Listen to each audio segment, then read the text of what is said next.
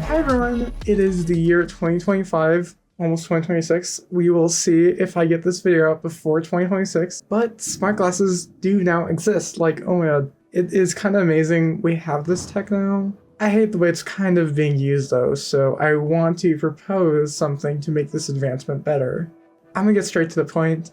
I want to be able to do more with these smart glasses, not just AI gimmick apps. I want to use these in many ways, like looking at social media, playing video games, doing work, making art. By the way, I am considering smart glasses as any glasses with tech inside.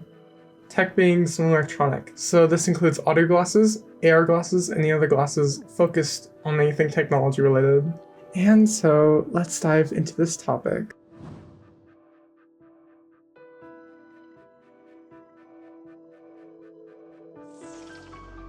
My first concern is that these glasses have cameras and microphones. I just don't think we need these to be a priority. Sure, you can use this for fun prank content or film yourself at a concert super easily, but you run into privacy concerns on both levels. Having a microphone and camera record a person without them knowing if the conversation or interaction is actually genuine can create a kind of soul-crushing feeling for the person being recorded once you find out that it's being recorded. When personal or intimate conversations do get recorded and clipped, that makes that moment so superficial. It turns that conversation into only about getting attention and profit for that person recording, so that can be really harmful, super harmful. This can be super harmful if we have a bunch of people having this Meta Ray-Ban smart glass, both the one without a screen and the one with a screen. Just record everyone all the time and you basically don't get any privacy at all. It's just everything's being recorded at that point, which is kind of not what we want. For the person who actually owns the glasses, having that camera and microphone on there at all is a pretty big privacy issue, especially if you're someone who needs those glasses to actually see, has that kind of modification for the glasses where it actually helps with your eyesight. That camera tracking your house and being able to listen to like everything in your world is super 1984. It is actually kind of wild how bad that is in privacy. In the world with Amazon Alexa, laptops, and smartphones, it's really outrageous to have this as another layer of that and have another point where someone can like hack in, or companies just like taking your information, taking your house data, stuff that it should be private. Having microphones on smart glasses does open up for kind of live translation. So it has like captions of what the person is saying live, but it's not really live because it takes time to process with the AI model and going up to like the data center and coming back and stuff like that. Honestly, not too far off in time from getting Google Translate up on your phone and pressing record and seeing what the person is saying and then using that to have a conversation. So it's gonna be a while for that to actually outmatch Google Translate and be faster. So at this stage, it's pretty much a gimmick. If something is already very convenient, such as bringing up Google Translate on your phone, it's really not going to add that much more if you make it even more convenient. And sure, it is nice to maybe in class you turn on this live translation to just be a caption for you to study in that class or see what the teacher's saying after they said it. For having a regular conversation with somebody in a different language, it really isn't as convenient as pulling up Google Translate. Most smart glass makers are kind of following the Apple Vision Pro or kind of smartwatch design of apps and software where you kind of have these apps from your phone onto these devices. The rest of them are kind of boring gimmicks. Like, what is the point of the Apple Vision Pro existing at all? It's more focused on augmented reality and showing a computer screen, but you can easily do that with the VR headset I have now, the Meta Quest 3. I could watch movies on here too. The Apple Vision Pro has a better screen for that, so that's the one thing, but still, for the price, you can get a really good TV. For the price of the VR headset of the one I have now, you can also get a really good, decent TV. Maybe not as good, but pretty decent. $500 for a TV is really good money for the quality you're getting for that. the main thing that VR has above getting that TV, what's the reason you purchase it over getting a TV? What's the reason you use it? Actually, is you got games. You can use games in VR, and that's something you can't even do on a TV. You can't use VR games as much on a TV. And the Apple Vision Pro, the reason I'm saying this in relation to smart glasses is they recently added support to PlayStation VR 2 controllers when they used to not have it. And now you can play VR games a little bit better on the Apple Vision Pro now, but it's been forever, and they finally just did this because they knew that this device had no use. It was just gonna collect dust and do nothing. And I feel like that's the state where smart glasses are right now.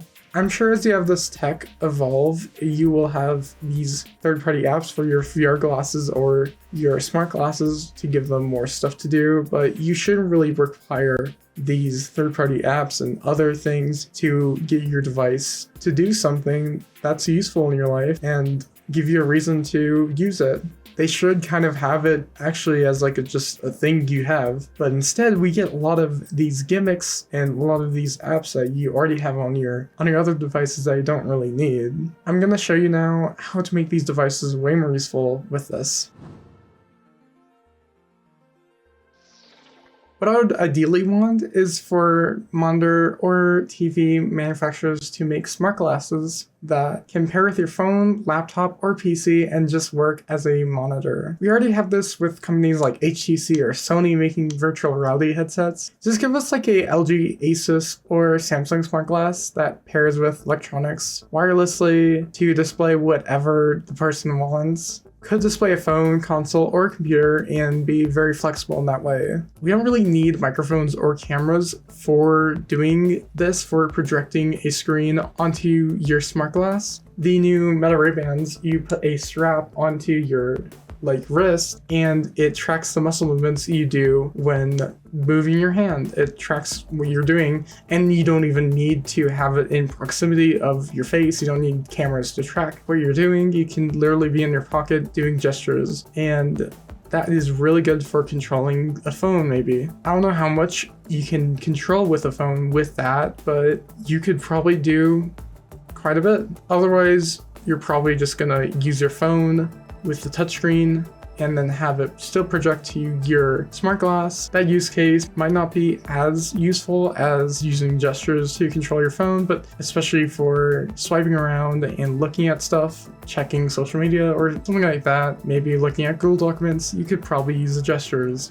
It's going to be more restricted when using a PC or console, because then you probably will need an actual controller for that or a keyboard and mouse for a PC, but still it works as a great portable monitor device, and people that are going to be traveling a lot and want to go and play something and see it on a screen would be able to. Maybe in like a couple years time, someone with their Steam machine will be traveling and use their smart glass to see what's on the screen for that and use the device in that way. And we already have the technology to actually put your phone screen on another screen. You can have your phone talk to a TV and put that screen on the TV. You can do that in YouTube right now. I know you can do that on YouTube. I've done it before, where you cast it over to a TV and then you see where you've been playing on your phone going to the TV. I see it as a monitor instead of it being a smart glass or phone that you always travel with and it can do all these things. I see it more as a screen that can do all of everything, potentially. Maybe not as good, maybe has some drawbacks because the screen is so thin, but it is still very portable and it could be used for doing a lot. While we have headphones that only let you listen to something and nobody else, smart glasses can be the visual version of that. It allows you to authentically listen and see anything you want without any potential outside effects of someone saying something. I think companies are putting these AI and camera and microphone stuff to steal more information and make a profit in general. This technology could be amazing, but it really isn't right now. Is there any hope though? Is there really any hope left for this technology? Will it get better? Will it get worse?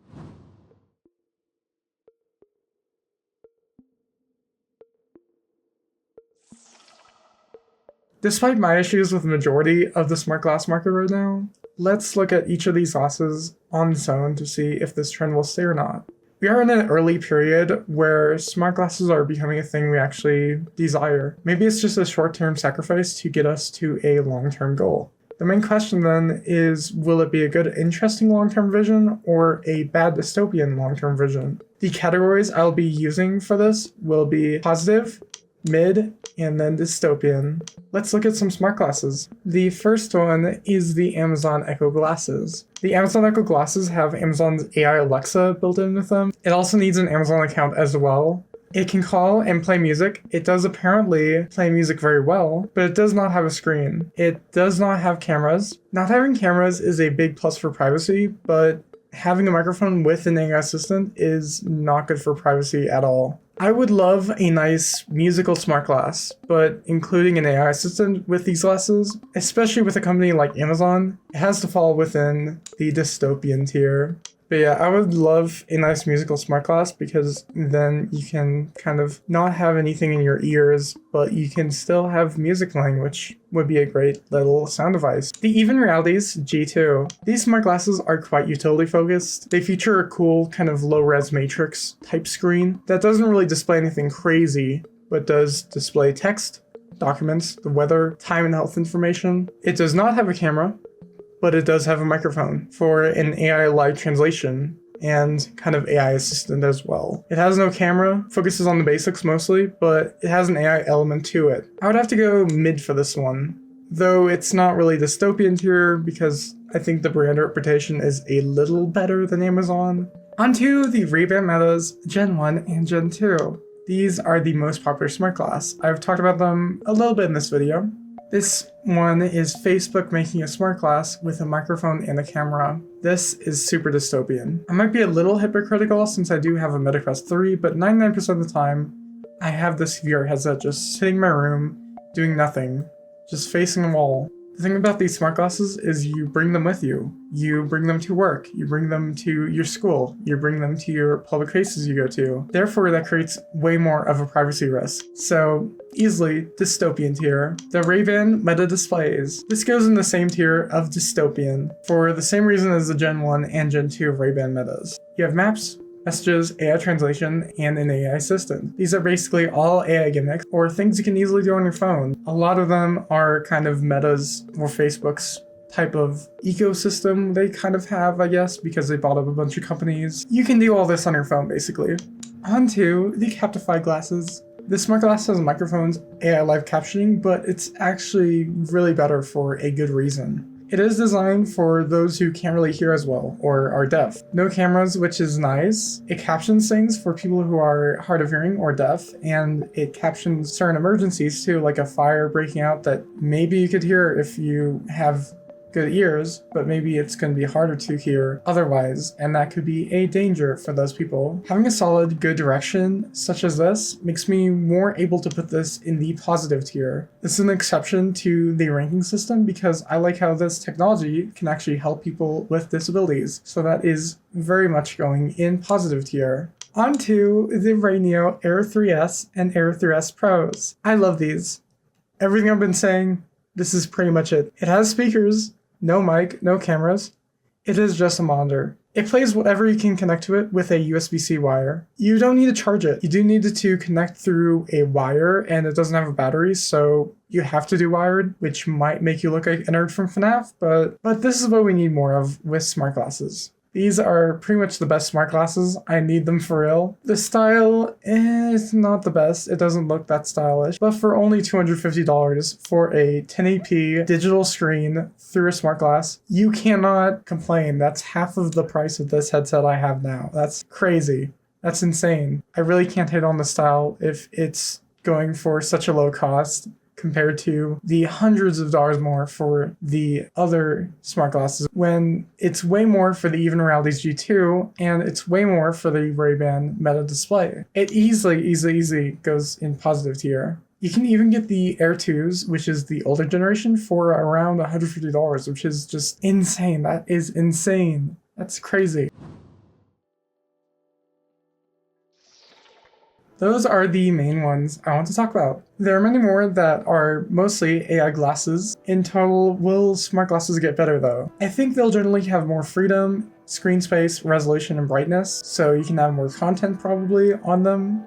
I think we might still have the prevalence of microphones, cameras, and AI built into many of them, because many companies want to make this like the next phone. The seemingly inevitable AI bubble burst might actually have a decent effect on smart glasses, but I don't think AI will be completely gone in smart glasses. I think there might always be a few smart glasses without AI though. Maybe there'll be better reasons to include AI in the future, or we could have a way to trust AI and these companies using it more without it taking others' art, taking a ton of water, using up resources, and generally harming the world. So that's it with this video. I think these AI things are here to stay, sadly enough, but maybe there'll be a few good classes that I could use without AI, and potentially maybe AI could even get better where it's not harming the environment so much. We'll see. Anyway, see you later.